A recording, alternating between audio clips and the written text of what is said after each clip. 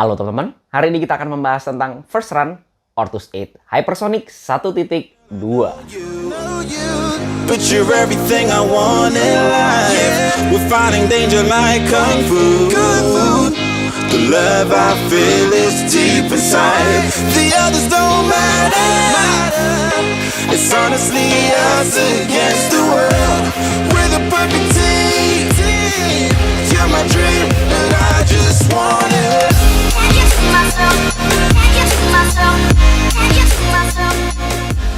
Terima kasih banyak untuk Ortus 8 yang udah ngirimin saya sepatu ini. Tapi video ini tidak bisa diintervensi oleh siapapun karena video ini adalah murni pendapat pribadi saya sebagai pelari jelata. Bagi teman-teman masih belum subscribe, klik tombol subscribe yang warna merah yang di bawah ini biar saya makin semangat untuk membuat video-video bermanfaat buat teman-teman sekalian.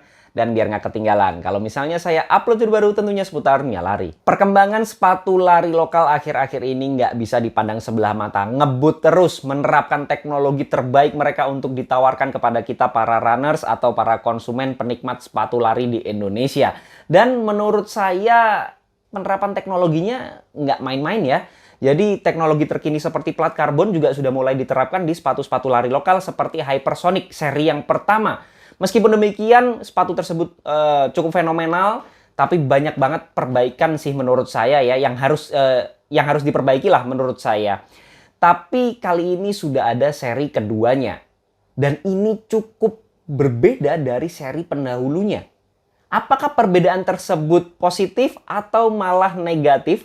Kita langsung bahas satu-satu aja, mulai dari beratnya terlebih dahulu. Setelah saya timbang manual di ukuran saya 42, ada di angka 250 gram lebih sedikit. Kalau berat segitu saya kategorikan standar, nggak bisa saya bilang berat karena tidak di atas 300 gram. Tidak saya bilang ringan karena tidak di bawah 250 gram, walaupun diambang ya. Tapi saya nggak akan memaksakan karena masih di atas 250 di ukuran saya 42 ya tetap ukuran standar. Cuman ini kabar baik karena jauh lebih ringan daripada pendahulunya. Seri pertama itu kalau nggak salah 280-an ya. Jadi perkembangannya untuk kategori beratnya cukup bagus sih menurut saya.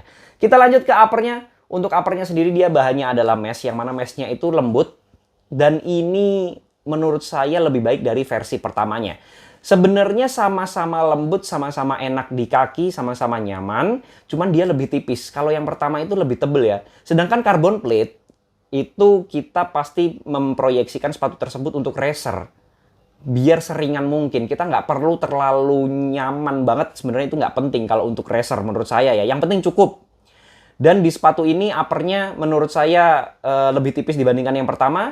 Tapi bukan yang gampang bolong juga ya sebenarnya. Untuk breathable-nya lumayan sih, nggak bisa dibilang adem banget, tapi nggak panas juga.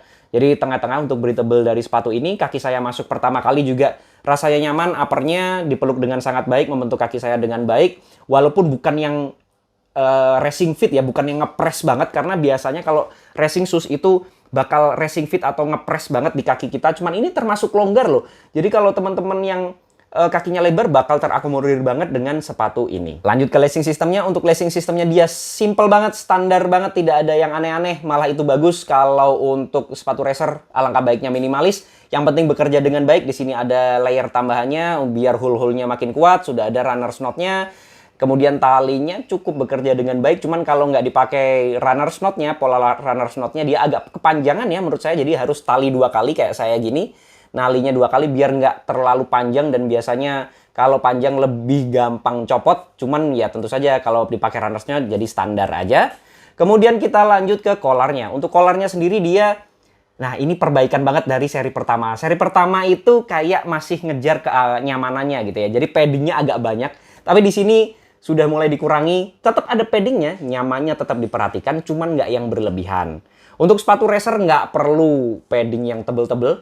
Secukupnya aja, yang penting terasa nyamannya dan bekerja dengan baik untuk padding yang ada di sepatu ini. Kemudian collarnya juga ini nggak kaku-kaku banget, fleksibel sih menurut saya, dan tidak ada gangguan sama sekali di mata kaki saya untuk collar sepatu ini. Lanjut ke heel counternya. Heel counternya juga di pemakaian pertama bekerja dengan baik. Dia strukturnya di sini ada, cuman nggak yang kaku banget, jadi pas.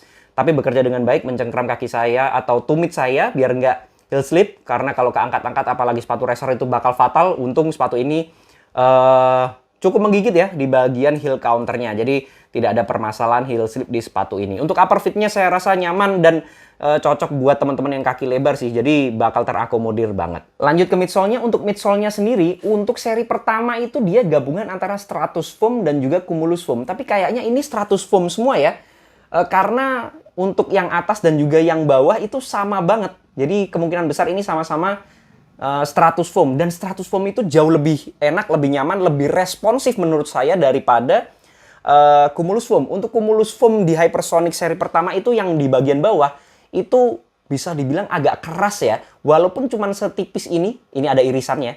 Setipis ini tapi kerasa banget kerasnya. Memang keuntungannya adalah stabil pada saat kita gunakan untuk berlari karena bisa meredam getaran atau goyangan ya, biar nggak gampang goyang.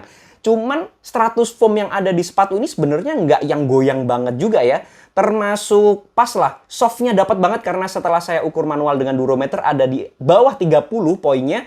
Itu menunjukkan bahwa midsole atau foam Stratus Foam yang ada di sepatu ini termasuk empuk. Nyamannya dapat banget loh. Ini adalah upgrade terbesar menurut saya di sepatu ini dari seri sebelumnya. Karena seri sebelumnya feel ride-nya lebih ke keras ya, lebih ke rigid daripada ke comfy-nya. Sebenarnya memang kita nggak butuh keras, tapi kerasnya itu kayak kurang responsif. Tapi di sepatu ini nyamannya improve. Kemudian untuk responsivitasnya improve. Jadi kita lebih mau dipakai kenceng tuh sepatu ini jauh lebih enak, nyamannya dapat, tapi tetap bisa kenceng gitu loh. Jadi untuk Stratus Foam-nya komposisinya jauh lebih maksimal menurut saya dibandingkan dengan seri sebelumnya. Jangan lupa bahwa sepatu ini sudah ada carbon plate-nya. Yang tadi irisan tadi saya bilang ini ada irisan sedikit di sini, itu menandakan letak dari carbon plate-nya. Dan di bawah sini kita bisa ngintip carbon plate-nya. Jadi carbon plate-nya sudah ada di dalam. Nih kalau saya tekuk-tekuk gini nggak bisa maksimal. Dan ini carbon plate-nya menurut saya bukan yang rigid banget. Sama karakter carbon plate-nya sama kayak seri yang pertama. Responsifnya dapat tapi bukan yang instan.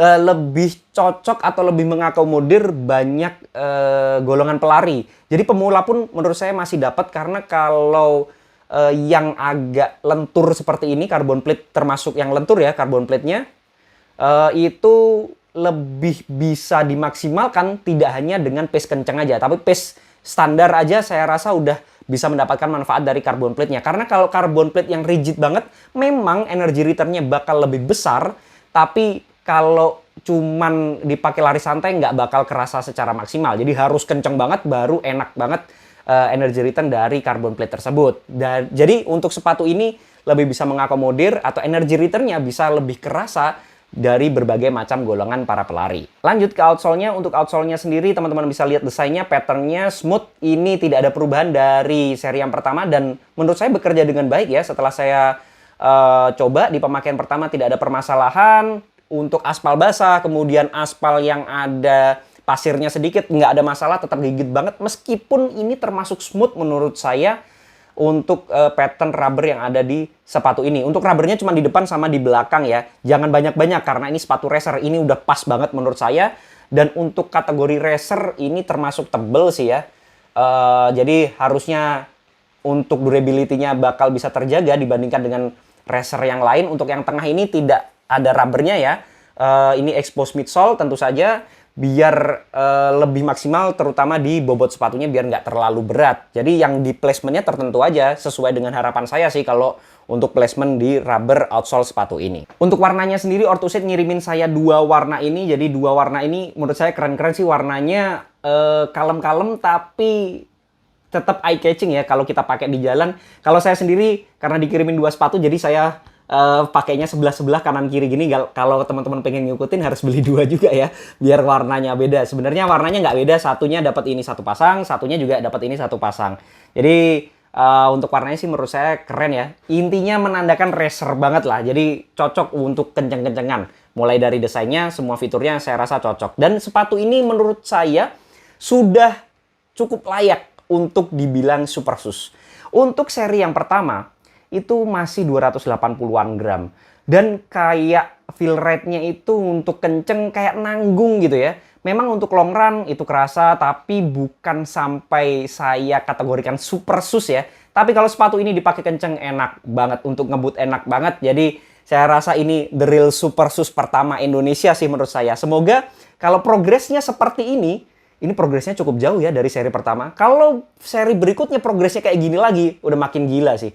Ortus 8 luar biasa menurut saya dengan mengeluarkan seri carbon plate-nya. Kalau terus-terusan improve-nya kayak gini emang udah agak susah disaingi ya kayaknya line up dari Ortus 8. Kalau ada yang nanya sepatu ini buat siapa, menurut saya sepatu ini banyak banget golongan pelari yang bisa pakai ya. Hampir semua golongan pelari bisa pakai sih, mulai dari pemula sampai yang serius atau yang atlet saya rasa bakal bisa banget karena selain bisa dibilang salah satu sepatu carbon plate termurah di dunia, tapi juga memang bisa banget diandelin untuk segala macam lari ya.